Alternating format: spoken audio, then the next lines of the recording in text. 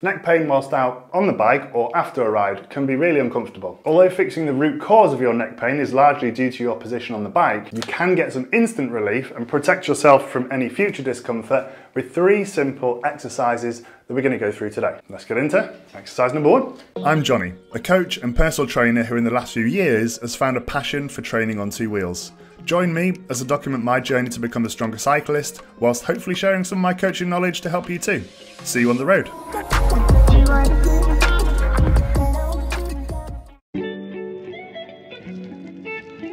Exercise number 1 is a nice simple trapezius stretch. So the trapezius is a muscle which runs from the top of your head here, just behind your ear, just to on top of your shoulder here.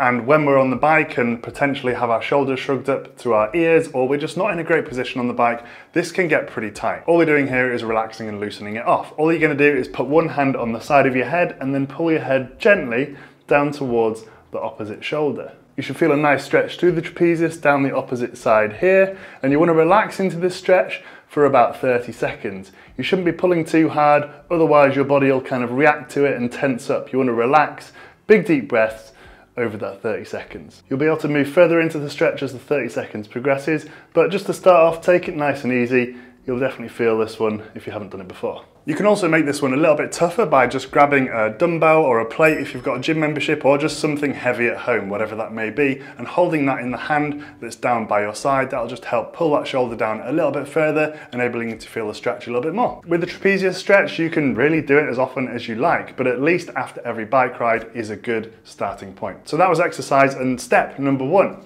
Now we need to look at actually mobilizing the neck. We've passively stretched it in step number 1. Step number 2, exercise number 2, we need to actively mobilize it using our own muscles as opposed to passively stretching it as we've just done. Exercise number 2 is the Union Jack mobilization. So all we're going to do for this one is imagine all corners of the Union Jack.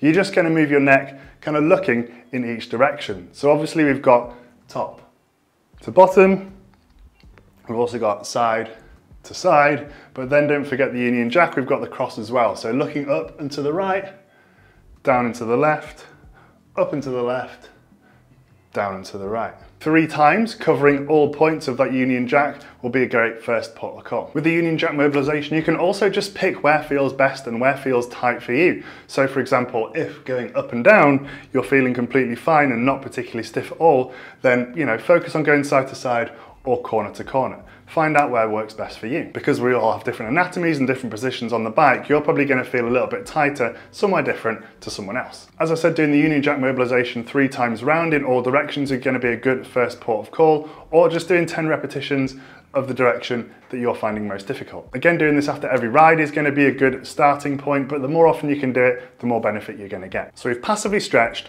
we've now mobilized. Now exercise and step number 3 is to strengthen some of those muscles that help pull our neck into that good position. The effects of strength training last longer than the effects of stretching. So if we can add some strength training into the routine, you're going to see benefits longer term.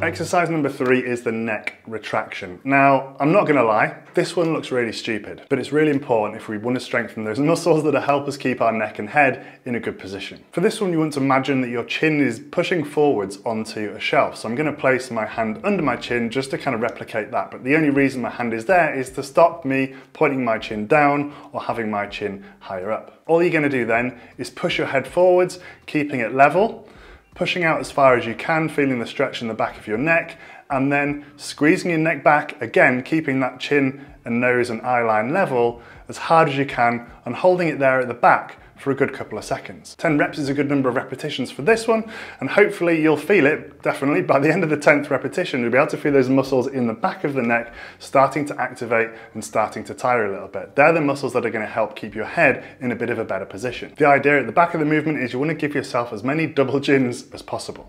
I told you it looked silly. Again, doing this after every ride is going to be a good starting point, but the more you do this, the more your neck will strengthen and you'll feel those longer lasting benefits. So those 3 exercises and 3 steps are really going to help reduce any neck pain that you potentially have from cycling. It is important that you do all 3 and not just one, because it's important that we not only stretch and relax any tight muscle groups and mobilize them, but we also need to strengthen the opposing muscle groups usually as well. As I said at the start though, the most likely cause of your neck pain is an inadequate position on the bike. So do go go get a bike fit and use those exercises to help with any pain that you already have. A proper bike fit will mean that you're in a better position on the bike and you're less at risk of getting neck pain in the first place. Thanks so much for watching. Hopefully those 3 exercises will help you out, as well as getting a proper bike fit too.